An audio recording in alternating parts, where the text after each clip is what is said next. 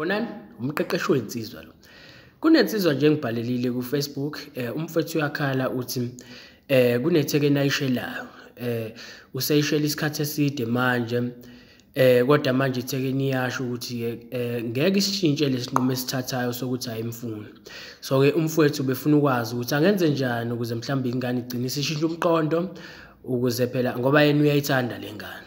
So kubhalile-ke umfowethu wathi-ke, sawubona mfowethu, kunentombi engiyishelayo lana, sezizinde iy'nsuku ngikhuluma nayo. Isinqabe yaze yasho nokuthi angeke ushintshe umqondo kalokhu ekushoyo. Ngicela ungisize mfowethu ekutheni yini ekumele ngiyisho or ngiyenze uma eze washo kanjena. Yabona mfowethu, mina ngizokutshela iqiniso mfowethu, ngeke kufihlele. Yabona thina abantu besilisa sakhiwe ngenye indlela. Sihluke kakhulu kubantu besifazane. Thina into mangabe siyifuna siyaye siyilwele, sikholelwa ekuthenini into uyayilwela ugcina usuyithola. So uma kuvula kuvaliwe, yabona ithi iminyango beyivalile siphushe kugcine sekuvuleka. Impilo nje sikholelwa kanjalo, kusakhiwe kanjalo. So-ke nasemantombazaneni uthola ukuthi ingane iyasho ukuthi ayikufuni, but ngenxa yokuthi umuntu wesilisa ukholelwa ekuthenini uzoyincenga igcine isivuma. Okuyinto-ke engasebenzi kubantu besifazane but empilweni iyasebenza. So uyabona mfethu, mina ngizokutshela la, yabo lethekeni njengoba sicacisile ukuthi ayikufuni, should nawe into engimele uyenze isimple, kumele uzihloniphe, umuve on nempilo yakho, ngoba ngiyakutshela mfethu maningi amathekeni la ngaphandle akufunayo but ngeke akufune wonke, ngeke akufune wonke amantombazane. So-ke kumele ukwamukele mfethu ukuthi mangabe ushela umuntu engafuni, shuthi ubhilonga kulabo abangakufuni, ngoba ngeke bakuthande bonke. Ungaletha muphi umculo omaziyo, khona amathekeni angeke nje amqomo. So-ke nawe mfethu, as much as uyi-gift wena mfethu, uyisipho, yabo akekho omunye umuntu ofana nawe emhlabeni, okusho ukuthi uyisipho esibalulekile. As much as uyisipho, kodwa khona abanye abantu noma amathekeni angasithandi isipho isona. So-ke move on ngempilo yakho, uqhubeke ushela amanye amantombazane, ngoba ngihlezi ngisho ngithi umthetho wokushela uthi emantombazaneni awu-10 ozowashela, awu-8 azokuchitha, yabo azokuchitha nje, but lawa awu-2 azoyithanda inkulumo yakho, azokuqoma. Okusho ukuthi indlela yakuyes idlula kono abaningi, yabo. So-ke ngamanye amazwi le ntombazane le ibhilonga kulabo nolo. So-ke wena qhubeka mfethu, ungapheli ithemba, shuthi sekuzolunga, yabo. Bojabula intombazane mangabe ikuphoxa noma ithi ayikufuni, shuthi khona ezayo ezokuthanda. Maningi amathekeni mfethu, uyothuka isimanga, yabo. Uthothi lawo othi mawabuka uwasaba kanti akufuna ngendlela eyisimanga, but ngeke eze kuwena, yabo, ngoba kumele u-approach wena as umuntu wesilisa, yabo. So-ke mfethu, move on nempilo yakho, le thekeni ayikufuni ngoba iyasho ukuthi ngeke ushintshe umqondo wayo, yabo. So ayikho into ongayenza, ngoba ngisho ngathiwa usuyayivezela ukuthi unemali engakanani, unemoto engakanani, izosondela but izobe ingathandi wena, izobe sithandani imali lo suyivezile noma nemoto lezo suyivezile. So-ke awufuni isimo esikanjalo mfethu, yabo. Qhubeka ushele mfethu, maningi amathekeni la ngaphandle.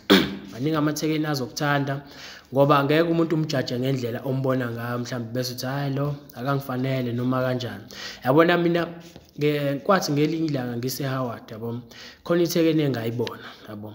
So-ke ngatshela umngane wami ngathi, mngane wami, yabo le ngeke ngithandane nale ngane mina, ngeke ngashaya phansi ngonyawo, ngathi ngeke, yabo. So-ke ngathi kodwa uma ngiya kuyona ngafike ngathuka isimanga, yabo, because e-Howard mfethu amathekeni akhona amaqola agcwele lapha, kugcwele amaqola, yabo. So abantu abangenalo uthando abaningi, so bazi ukuthi nje kumele bethathe imali yakho, yabo. Amaqola-ke lawo gcwele wona. So nami ngaya ngalo approach ukuthi hayi shuthi nayi le ntombazane ingenye yamaqola. So-ke ngathi uma ngifika kuyona ngathuka isimanga mfethu, ingane yangiphatha kamnandi ngendlela engakaze ngiyibone, yabo. Yangiphatha tofo ingane, ngathi mangiyikhipha nje nayo ibingikhipha, yabo, into ebengayijwayela, yabo. So ngathi ngibuyela back sengitshela umngane wami ngithi hayi bo mfethu, yabo le ngane ngendlela esengiyithanda ngayo, ngathi nje ngimchazela wahleka wazolala phansi because ngangimtshelile ukuthi ngeke ngithandane naye.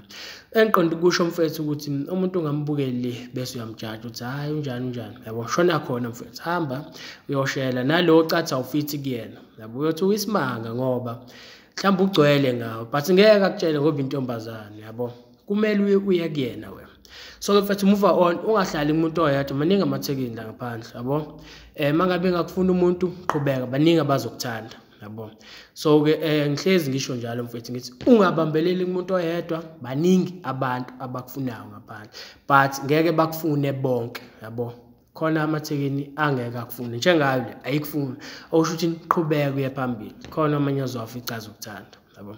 So ke mfethu ngiyathemba kuyawuza lo mlayezo womqeqeshi wensizwa. Uma ngabe uzwa mfethu into encane nje ongayenza ukuthi subscribe kule channel, because mina nawe mfethu kusakuningi mina sibonisane kona, siqhubeke sephambili ukuze phela sinciphise izinga lokushaya abantu besifazane, sibabulala, sibadlwengula yabo. Kumele sikwazi ukuyivikela nathi, ukwazi ukulibona iqola athe lapho ukuthi lo okay akangithanda, uthanda imali yami. Ungafaki inzipho kumuntu obonayo ukuthi akakuthanda, uthanda imali yakho yabo, ngoba lo muntu uyokuphendula umbulala yabo. Ababulala abaningi nje uthothi siyakwazi uziphethe kahle, kodwa manje ithekeni iyakwazi ukuphendula ube umbulali ngenxa yokuthi wena awukwazi ukuyibona ukuthi ayikuthanda, ithanda izinto zakho hayi wena yabo. So kubalekile futhi sibonisane, siqhubeke sephambili. Shaphuke mfowethu.